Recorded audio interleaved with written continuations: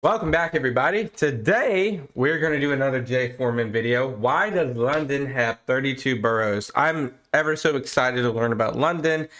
Here we have Manhattan and New York, but we're going to talk about why does London have 32 boroughs. This is interesting because London, being a metropolis, has many different places within their city. It's not all London. It's spliced by different demographics and cultural regions, and it's just very diverse, as well as a lot of history over the last 1,000 years of London.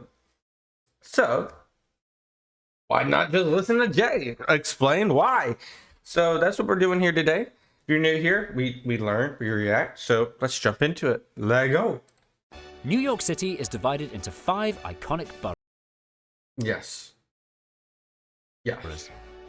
Paris is divided into 20 unimaginably That's interesting. By numbers? named arrondissements. And London too is divided into boroughs, 32. Okay. I've been pretty much to all the central ones. Interesting. 2 of them. But why 32? Why not 4 or 703? I was gonna say, why not 703? I'm glad he brought that up. By the way, what a beautiful, beautiful background. You can see the Shard in the back left. You can see London Eye. Yeah, an observatory tower. Is that Greenwich? Is that Greenwich Observatory? Am I mistaken? Why does London, or indeed any big city, need to split itself up into bits?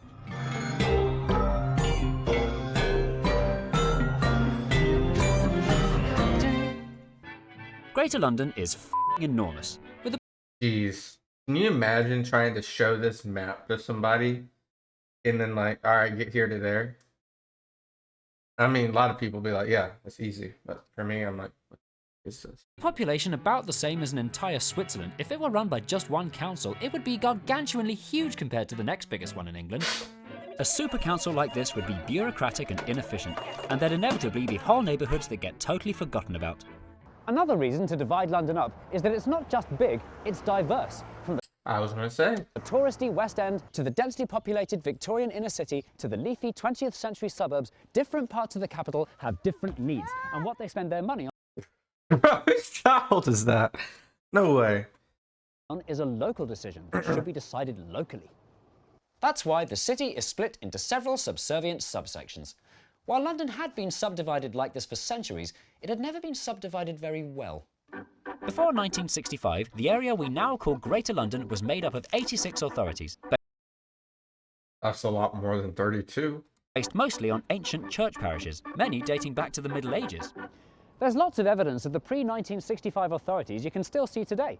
Walking around London, you may notice street signs that bear unfamiliar names, like Borough of St Pancras, Borough of Hampstead, Borough of Okay. Finsbury, Borough of Holborn, Borough of Paddington. That damn bear. Some of these old names survive today as parliamentary constituencies, and they also turn up in some unexpected places, such as St Marylebone Crematorium, which is nowhere near Marylebone, and St Pancras Cemetery, which is nowhere near St Pancras. These were named after the What the heck? I don't understand his videos because they're just so funny. They're just so funny. councils that built them and not their locations, which in those days were empty countryside. The presence of the ex-boroughs can also be felt in some of the lovely town halls they left behind. Lots of these Grade 2 listed buildings have been turned into things. Battersea Town Hall is now Battersea Arts Centre. Hampstead Town Hall is now Wack Arts Centre. Hornsey Town Hall is now Hornsey Town Hall Arts Centre, etc, etc, etc, etc, etc, etc. So, what was wrong with these old boroughs, and why were they gotten rid of? Under the old system, in this small area of North Woolwich, the primary school was run by the County Borough of East Ham, the emergency services by the County Borough of West Ham, the public baths and library by the Metropolitan Borough of Woolwich, and the secondary school by the London County Council, all within a 5-minute walk of each other. The 86 authorities varied massively in size and what powers they had. There were too many of them and it was a cluttery mess. Okay. What about the one in the middle? And so, in the late 50s, it was decided to slim down from 86 to a more manageable number. Suddenly, every authority in London was in danger of disappearing. Except one. Right in the middle of That's what I was gonna say. That's Westminster, right? The map is the very small and very confusingly named City of London. Maybe not.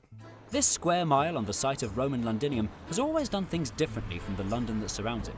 To this day, they have their own separate police force, separate taxes, and separate Lord Mayor. The corporation that runs the City of London is so old, nobody knows how old it is. The oldest document we can find is from around 12-something, with a little paragraph. We could talk for hours What the heck? It's Inception. about what makes the City of London weird. Basically, due to its historical importance, the city was going to be left alone as it was, but the rest of London was getting a complete overhaul. This is the first attempt at a new map, drawn up in 1957 by the inventor of Greater London, Sir Edwin Herbert, with 52 new boroughs. So why wasn't it used?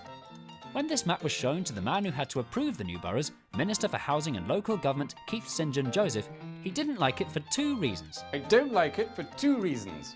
1, these suburban fringes aren't going to be part of London after all, and B, these boroughs are still too small. Dang. A proper borough should function like a city What the heck? in its own right. It should have a natural centre for shops and services, good unbroken lines of communication like roads and rail, and a population no smaller than 200,000. A tried and tested size for an efficient council. And so began the task of creating the new, bigger, more powerful boroughs, each one more equal than the last. This would be achieved by merging the old 86 authorities together in new combinations. Some neighbours were happy to dutifully partner up, but some authorities, I imagine this is exactly how they did it too. actually most of them, were not feeling cooperative, making the puzzle much trickier to solve. Bitter long-term rivals East Ham and West Ham were furious about being made to merge. Hornsey was begging for an up-down alliance with lovely Southgate rather than a side-to-side one with smelly Tottenham. Woolwich was refusing to give up its weird little enclaves north of the River Thames, a map anomaly dating back to William the Conqueror. But this was precisely the sort of silliness getting rid of this entire exercise was the point of. Wandsworth argued that it already met the criteria to carry on as a borough on its own. And it did, but what would then have happened to Little Battersea?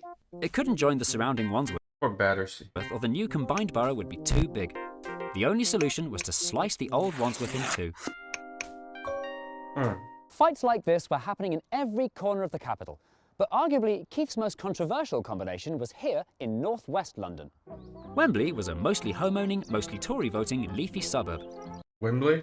Willesden was a mostly renting, mostly Labour-voting urban neighbourhood. As well as being nothing alike, the two sides were isolated from each other. There were only 2 small roads connecting them. Keith was inundated with angry letters from both sides opposing the merger. But since all the surrounding boroughs had been solved really nicely, and he was in no mood to start all over again, the improbable and impractical shotgun marriage between Wembley and Willesden had to go ahead. There was no way to give all 86 authorities what they wanted, but of the thousands of potential solutions, Keith calculated that the pattern to make the fewest people unhappy was this one. The answer to the question, how many boroughs should Greater London have, was 32. In the end, Keith did rather a neat job, but the fighting was far from finished. The 32 new boroughs now needed names. Rather So you had to rename them? So like the old names didn't carry?